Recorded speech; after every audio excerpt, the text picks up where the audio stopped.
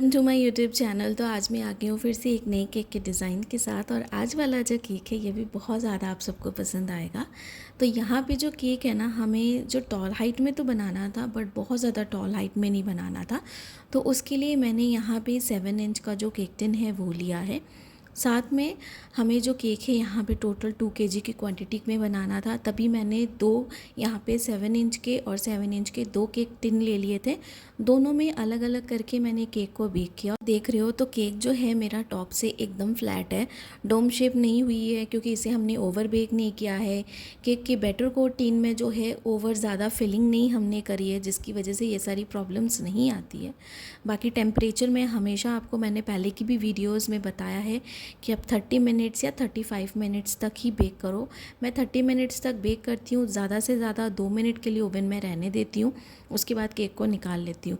But जो oven है वो अलग अलग टेम्परेचर का जो ब्रांडिंग के हिसाब से डिपेंड करता है। तो अब 35 मिनट्स तक इसे बेक करो। दोनों रॉड्स को हमेशा ऑन रखना है, और जो टेम्परेचर है उसे आप 160 या 170 या 180 डिग्री पे ही आपको रखना है। मैं 170 डिग्री पे रखती हूँ तो एकदम परफेक्ट रहता है और आराम से आपका केक जो है एकदम बेक हो जाएगा। 180 डिग्री में रखने से क्या होता है कि सेम टेम्परेचर ही है, लेकिन उससे थोड़ा फ़र्क ये पड़ जाता है कि जो टॉप वाली लेयर है ना वो थोड़ी ज़्यादा ब्राउनिश हो जाती है।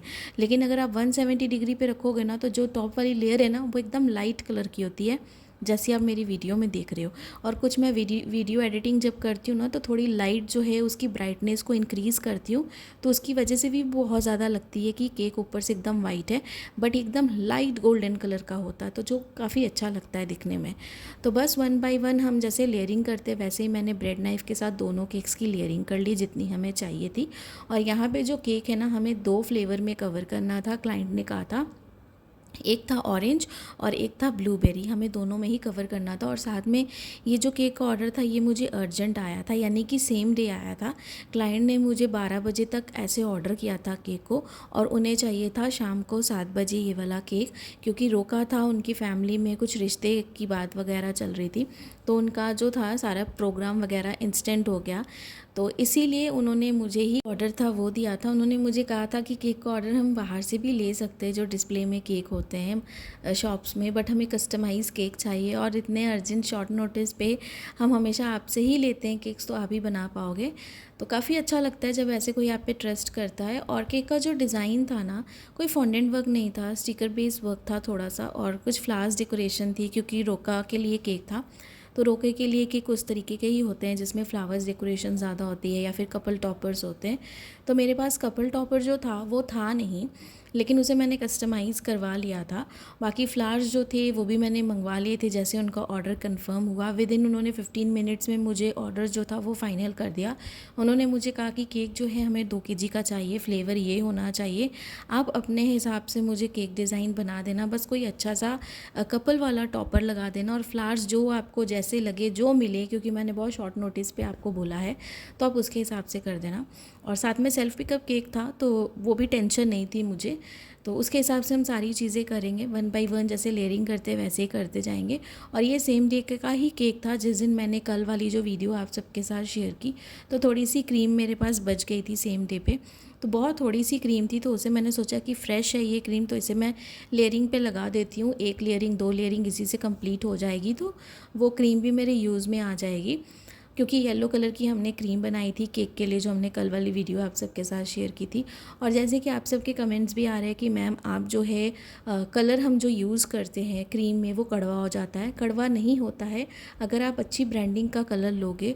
और कई बार ऐसा होता है ना, रेड कलर ऐसा कलर है कि सच में वो कई बार ना, अगर आप अच्छी क्वांटिटी में अगर क्रीम नहीं ले रहे हो, क्रीम की क्वांटिटी बहुत कम है और कलर बहुत ज़्यादा डार्क है, और कलर की क्वांटिटी भी सही नहीं है, तो वो थोड़ा सा कड़वा आपको लग सकता है, वो थोड़ा सा फ़र्क पड़ता है। बाकी कुछ कुछ ऐसे डार्क कलर होते हैं जिनकी वजह से वो कभी ऐसा हो सकता है। लेकिन जो कलर आप लेते हो ना, ब्रांडिंग अच्छी लीजिए। मैजिक कलर की ब्रांडिंग तो सबसे बेस्ट है अभी, वो आप लीजिए। कलर मिस्ट की बहुत अच्छी है, उसके बाद मास्टर शेफ्स के भी कलर्स बहुत अच्छे हैं। ये सारे कलर्स काफ़ी पुराने भी हैं, मैजिक कलर तो अभी अभी कुछ टाइम से ही शायद है जहाँ तक मुझे पता है। तो आप ये सारे कलर्स भी ले सकते हो, बहुत अच्छे हैं। इनके साथ आपको रिज़ल्ट्स भी अच्छे मिलेंगे और साथ में ना मैन्युफैक्चरिंग डेट हमेशा देखिए, और कलर बहुत ज़्यादा पुराना हो जाए तो उसे यूज़ मत कीजिए, क्योंकि उसमें भी थोड़ा सा फ़र्क पड़ जाता है टेस्ट में। तो हमेशा जो फ्रेश वाले होते हैं ना वही यूज़ कीजिए। ऐसा नहीं है कि 3-4 साल पुराना आप कलर यूज़ कर रहे हो, थोड़ा सा आप उसे चेंज कर दो। ज़्यादा कॉस्टली नहीं आते हैं, रीज़नेबल प्राइस में ही आते, तो आप आराम से परचेज़ कर सकते हो, क्योंकि आप अपने क्लाइंट को केक दे रहे हो तो उनके हेल्थ का भी आपको ध्यान रखना है। तो ये छोटी छोटी चीज़ें हैं। बाकी मैं सोकिंग नहीं करती हूँ केक की, क्योंकि मेरे क्लाइंट्स को बहुत ज़्यादा मीठा केक नहीं पसंद है, इसीलिए भी मैं शुगर सिरप का इस्तेमाल नहीं करती हूँ। और जैसा आप मेरी वीडियो में देखती हो ना, केक सच में बहुत ज़्यादा सुपर जो फ्लफ़ी है, स्पॉन्जी कह लो, ये सारा होता है, तो मुझे कभी ज़रूरत नहीं पड़ी। बहुत रेयर होता है कि अगर मैं शुगर सिरप लगाती हूँ या फिर रसमलाई केक में मैं मिल्क के साथ सोकिंग करती हूँ ब्रेड की, तो वो एक अलग फ्लेवर देता है। और रसमलाई केक अगर थोड़ा सॉगी की भी होगा तो चलेगा, क्योंकि उसमें फ्लेवर ही कुछ इस तरीके से होता है। अगर हम रसमलाई चंक्स भी उसमें ऐड करेंगे तो भी जितना भी हम उसका रस जो होता है उसे अगर स्क्वीज़ भी करेंगे ना तो भी वो उसमें रह जाता है, तो वो एक अलग फ्लेवर वाला केक हो जाता है। लेकिन बाकी सारे जो केक्स होते हैं मैं कभी भी यूज़ नहीं करती हूँ शुगर सिरप। अगर आप करते हो तो आप कर सकते हो, अगर आपके क्लाइंट्स को पसंद है तो आप ज़रूर कीजिए। मैं नहीं करती हूँ, उसके बहुत सारे रीज़न्स हैं जो मैंने हमेशा अपनी हर वीडियोस में शेयर किया है। बाकी जो भी नए नए व्यूअर्स मेरे साथ जुड़ रहे हैं, कनेक्ट हो रहे हैं, और अगर आपको मेरी वीडियो अच्छी लगती है तो लाइक सब्सक्राइब तो ज़रूर करिएगा, क्योंकि उसके वजह से मुझे मोटिवेशन तो बहुत मिलती है। और साथ में जो भी आपके डाउट्स होते हैं वो भी कमेंट सेक्शन में पूछा कीजिए। मैं हमेशा यही कहती हूँ कि जो भी डाउट्स होते हैं मैं कोशिश करूँगी कि मैं वीडियो के थ्रू भी एक्सप्लेन कर पाऊँ। अगर आपको कोई चीज़ कमेंट में नहीं समझ में आ रही है तो मैं वीडियो में ही आपको वो चीज़ समझा पाऊँ। और बस इस तरीके से हम सारी चीज़ें करते जाएंगे। एक लेयरिंग की जो थी वो हमने ऑरेंज जो क्रश है उसके साथ की, एक हमने की ब्लूबेरी क्रश के साथ। इस तरीके से रिपीटेडली हमने पूरे केक की लेयरिंग जो है वो करनी है। क्रीम जो है वो मैं ट्रॉपिकल यूज़ करती हूँ। क्रीम को किस तरीके से विप्ड करना है इसकी भी रेसिपी मेरे चैनल पे जो बहुत ही सिंपल है, बहुत आराम से तरीके से मैंने की है। कुछ भी उसमें अलग से टिप्स एंड ट्रिक्स नहीं है, बस आपको टिप्स एंड ट्रिक्स उसमें चाहिए होता है कि क्रीम की प्रिकॉशंस हम किस तरीके से लें, कैसे उसे हैंडल करें ताकि ज़्यादा गर्मी में भी वो मेल्टेड ना हो, और केक आपका ठंड हो चाहे गर्मी हो, जितना चिल्ड रहेगा, जितनी देर फ्रिज में वो रेस्टिंग मोड पे रहेगा ना, केक खाने में भी उतना अच्छा लगेगा, केक की फिनिशिंग भी उतनी अच्छी आती है, और क्रीम जो है आपकी एकदम स्टेबल रहती है। तो ये सारे फ़ायदे होते हैं।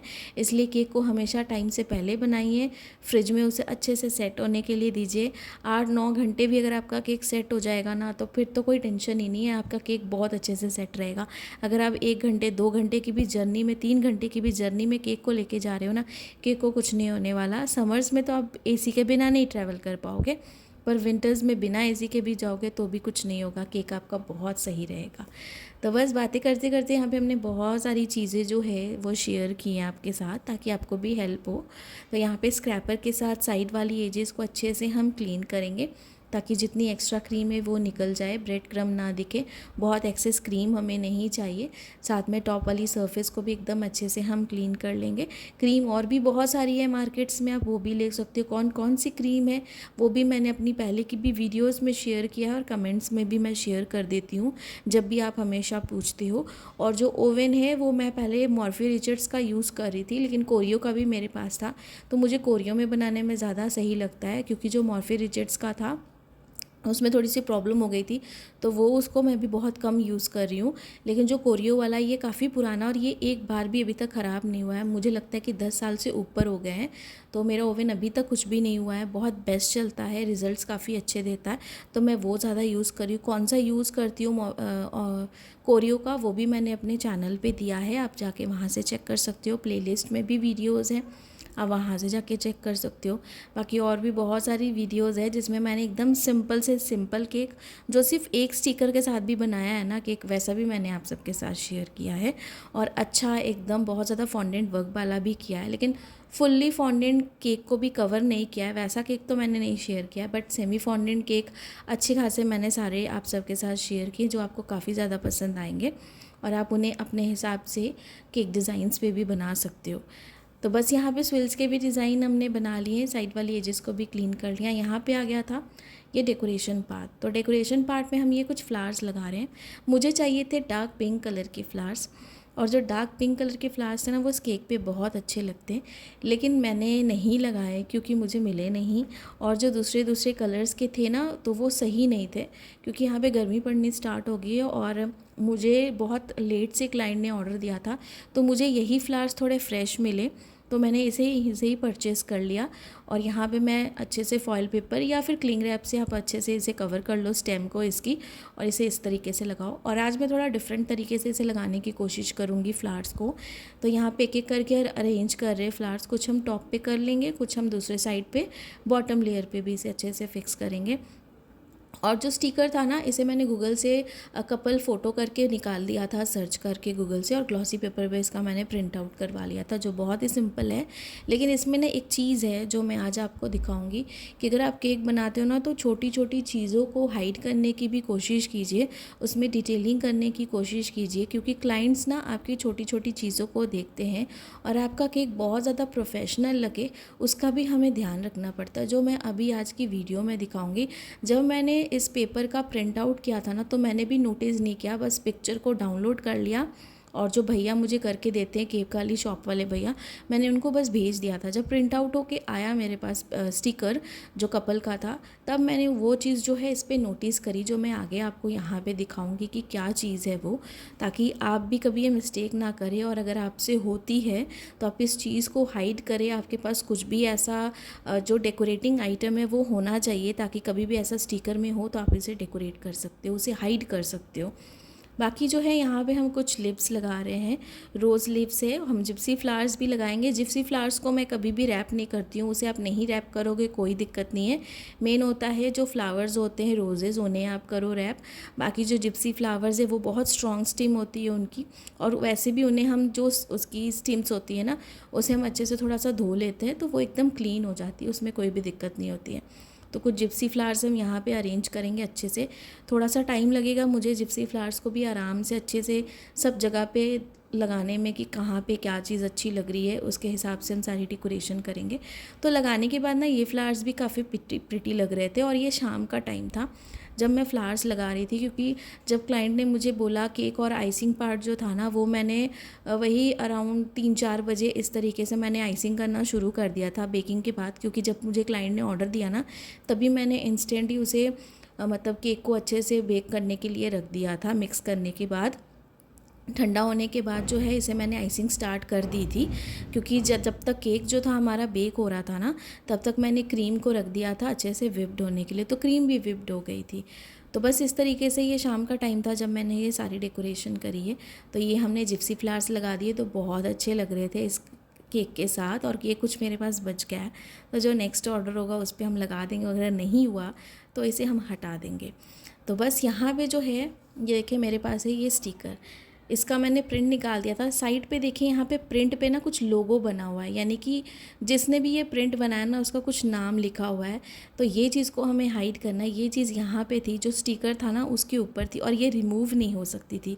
तो भैया ने भी नहीं की और मुझे तो ध्यान पे ही नहीं था तो मैंने भी नहीं की। अब हमें क्या करें, मेरे पास स्टिकर्स बहुत सारे थे तो मैंने सोचा इसे हाइड तो करना है, किसी भी चीज़ भी अच्छी सी चीज़ के साथ जो डेकोरेटिंग आइटम होता है उसके साथ आप कर सकते हो। तो सबसे पहले मैंने यहाँ पे स्टिकर को अच्छे से लगाया हाथ के साथ, ताकि क्रीम के साथ अच्छे से फिक्स हो जाए, क्योंकि इसके लिए हमें कुछ भी अलग से ग्लू या कोई भी चीज़ लगाने की ज़रूरत नहीं है, क्योंकि क्रीम के साथ ये आराम से हो जाएगा। ये नॉन एडिबल है। और साथ में जो है ये जो प्रिंट मैंने आपको दिखाया उसे किस तरीके से हाइड करना है वो भी मैं आपको अभी दिखाऊंगी। तो अच्छे से पहले इसे फिक्स करेंगे। पहले मैंने फ्लावर्स लगा दिए, उसके बाद ही मैंने इसे फिक्स किया, ताकि मुझे पता था कि कितना बड़ा स्टिकर है उसके हिसाब से ही हम फ्लावर्स लगाएंगे। तो फ्लावर्स को इस तरीके से लगाने के बाद ये सारी चीज़ें तो मैं अच्छे से कर रही थी। उसके बाद जो है यहाँ पे मेरे पास है ये एक बटरफ्लाई, ये बटरफ्लाई छोटे साइज़ की है। तो यहाँ पे ना इसे हम मिडल से थोड़ा सा फोल्ड कर लेंगे और इसे हम थोड़ी सी क्रीम की हेल्प से जो है लगा देंगे। अगर आपके पास एडिबल ग्लू है तो आप ग्लू के साथ भी लगा सकते हो, क्रीम है तो आप क्रीम के साथ भी लगा सकते हो, ये स्लिप नहीं होगा, कुछ भी ख़राब नहीं होगा। तो थोड़ी सी क्रीम मैंने लगा दी, जो वो नाम लिखा हुआ था ना प्रिंटिंग पेपर पे उसके ऊपर लगा दी क्रीम को, और ये मैंने ना आराम से इसे लगा दिया उसके ऊपर। तो ये पार्ट जो है हाइड तो हो गया, साथ में ये इतना ज़्यादा अच्छा लग रहा था और ये लग रहा था कि ये स्टिकर का ही एक पार्ट है, तो बहुत अच्छी लुक दे रहा था। इस तरीके से आपको अपने केक पे पूरा ध्यान देना पड़ेगा कि किस तरीके से हम प्रोफेशनल बनाएं, और छोटी छोटी चीज़ों की डिटेलिंग जो है वो भी हमें करनी पड़ेगी। तो इसकी जब मैं ओवरऑल लुक अभी आपको दिखाऊंगी तो आपको पूरा डिज़ाइन, और ये डिज़ाइन जो मैंने बनाया बटरफ्लाई, ये समझ में आएगा। कुछ मैंने यहाँ पे गोल्डन वाले ये पर्ल्स लगा दिए हैं, स्प्रिंकल वाले। इसे भी मैंने बहुत ज़्यादा स्प्रिंकल नहीं किया है, एकदम आराम से मैंने जितने मुझे ज़रूरत थी उतने किए। तो ये देखिए ये बटरफ्लाई कितनी अच्छी लग रही थी, बहुत ज़्यादा अच्छी लग रही थी, एकदम परफेक्ट लग रहा था। तो यहाँ पे स्प्रिंकल मैंने लगा दिए और पूरी डेकोरेशन ये हमारी कंप्लीट हो गई थी। साथ में मैंने रोकाफाइट जो था कैप्शन वो लिख दिया। और इस केक का जो प्राइस था, पूरी डेकोरेशन सारी चीज़ों के साथ 2 kg का हमारा केक था, 1400 चार्ज किया था। आप अपनी जगह के हिसाब से ज़्यादा कम जैसा वैसा चार्ज कर सकती हो। बाकी आई होप कि आज की केक वीडियो आप सबको पसंद आई होगी तो लाइक सब्सक्राइब शेयर ज़रूर करिएगा, ढेर सारे कमेंट्स और ऐसे ही प्यार करते जाइएगा, क्योंकि आप सबके कमेंट से और सब्सक्रिप्शन से जो है ना मुझे बहुत ज़्यादा मोटिवेशन मिलती है। और अगर वीडियो अच्छी लगी होगी तो ज़रूर बताइएगा, और ढेर सारा प्यार जैसे आप हमेशा करते हो वैसे ही करते जाइएगा वीडियोस के लिए। और आगे बाकी जितनी भी रेसिपीज़ है केक से रिलेटेड, डेकोरेशन जो है सबको देखने के लिए। Thanks for watching.